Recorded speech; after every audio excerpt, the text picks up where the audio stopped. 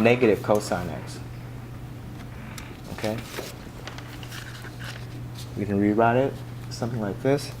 Said, therefore, we can have cosine x is less than 0. Okay? Can it be equal to 0? It cannot, right? Because cosine at pi over 2 is 0, so it cannot be equal to 0. It can only be less than 0 because we said it right here. It's in between these two quadrants. So therefore, the absolute value of cosine x equal to minus cosine x. Okay? Alright? So now we go back at this and we just transfer what we have here. We have minus cosine x times e to minus 3x over 1 over sine x squared, 1 minus sine x squared, okay, plus minus 3 e to the e minus 3x times inverse cos of sine x. Okay. All right. We said right here. We said it's equal to that, right? So we have in minus cosine x times e to minus 3x over minus cosine x, right? Minus 3 e to the minus 3x inverse cosine sine x. All right. So that is equal to, this term cancel, so we have e to the minus 3x, e to minus 3x, we can pull that out, right? So inside we have 1 minus 3 cosine inverse sine x, right? So that is your answer, right? Now let's go to D, all right? D, they give you y equal to 2x log 10 square root of x.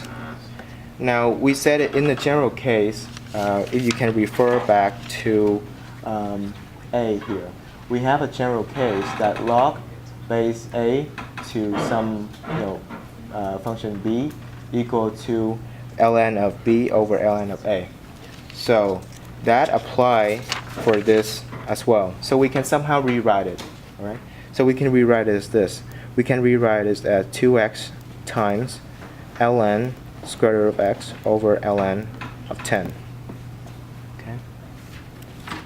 Now, y equal to that thing, so they ask for the derivative of y, right? So how do we do? I think I skipped C, but I'll go back to that. So y prime, you have a product here, right? So you use the product rule.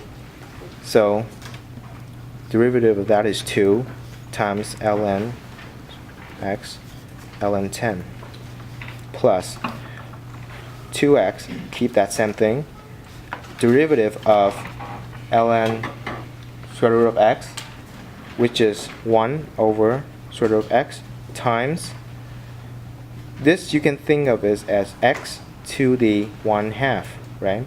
And it's a power function. Okay. So what is the derivative of a power function?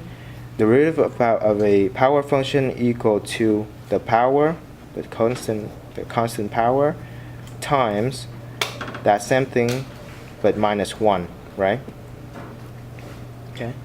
ln 10 is just a constant, so 1 over ln 10. Okay. So now let's simplify that. So you have 2 ln square root of x ln 10 plus, you see the 2 cancel, all right? You see this is square root of x. This is x minus 1/2 minus 1 is x to the minus 1/2, right? So what does that say? Say x minus 1/2 times ln 10. All right. Now there's something interesting in this ln square root of x. You can write it as what? you see the power of this function is 1/2, right? Yeah. I think you might have made a mistake with the previous one. Which one? On the part B. Well, let's go over it, and then we'll have a question session later, okay? So, so this you can pull out 1/2 times 2 times ln x over ln 10 plus this you can write as what? Times root of x over ln 10. Okay? Oh, Right. What about the 2x? You already answered that earlier. Right here. 2. Alright? Mm-hmm. And then we have an x, right? Because I only cancel the 2. Yeah. So we still have an x, right? No. So we times an x. Ah. Okay? Alright?